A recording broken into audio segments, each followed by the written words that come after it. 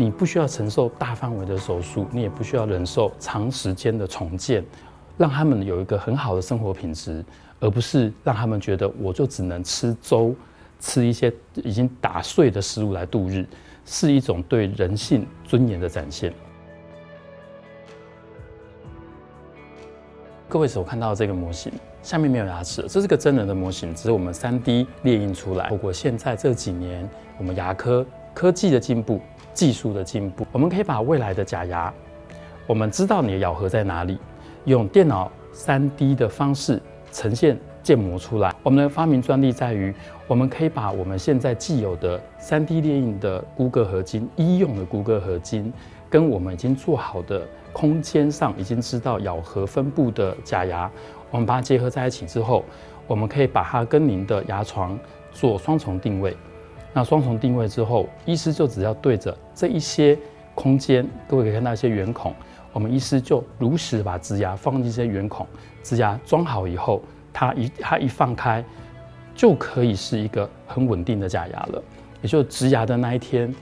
就是治疗结束的同一天。这种技术我们就称为 O-Guide， 也就是闭欧式，它一次就能让我们的这个3个元件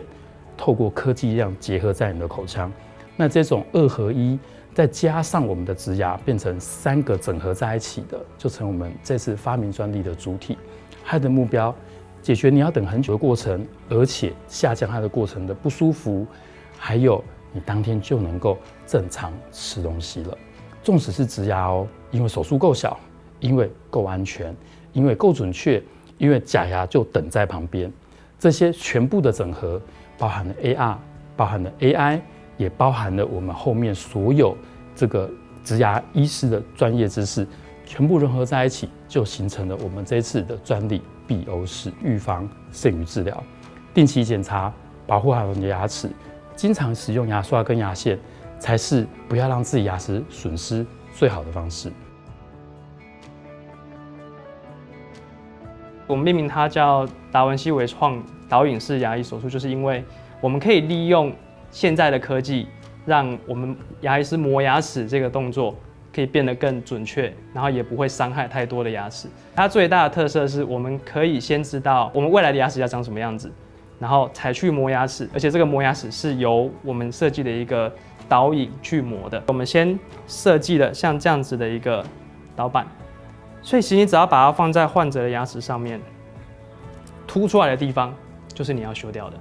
所以也是因为我们有这个先设计未来的能力，我们才可以去做这样子的一个导引。所以就是不管是咬合面还是甲侧，我们都有相对应的导板。那这个一个很大的好处，一个是除了牙齿磨得少之外，再来是所有的医师都能做出一样的结果。对，所以可以让整个患者得到的治疗是比较一个高水准的治疗。这个技术对患者带来的影响最大差别，一个是伤害比较少，对吗？我们就说我们先知道牙齿要磨多少，再去磨。好，所以比较不会造成术后的敏感。第二个是你来诊次数可以减少，那个患者来的时候，我们就是磨完马上就粘了，所以原本要来2次到3次的，我们1次就可以做完。再来第3个就是就是全口破坏比较严重的患者，因为我们想象得到，如果1颗就这么麻烦，那很多颗的时候，其实在用以前的方法做起来，一个是更不确定，一个是更长的时间。定期追踪是最好的微创治疗。当你没有任何问题，你什么都不需要做。对，在假牙的制造中，能够不磨太多的牙齿，一直是牙医师努力的方向。那我们的蒙贝齿疗呢，就是在解决这个问题。蒙贝齿疗的设计，它是里边跟外面是分开设计的，所以我们可以用2种不同的材料来完成这个假牙的制作。所以里边我们可以选非常强的材料，我们只需要磨一点点的牙齿，就可以达到我们需要的稳定度跟强度。因为在外面的牙齿我们不会咬到，我们咬到都是牙齿咬到里面的牙齿，所以外面我们就可以做薄一点，然后也可以做漂亮一点的陶瓷。所以它是强度跟美观都可以达到一个最好的平衡。那我们在我们诊所呢，我们是不需要用到临时牙套的。如果你的状况是 OK 的，不要有比较严重的问题，我们原则上就是咨询完之后，我们约1天的治疗，我们可以把你原本的牙齿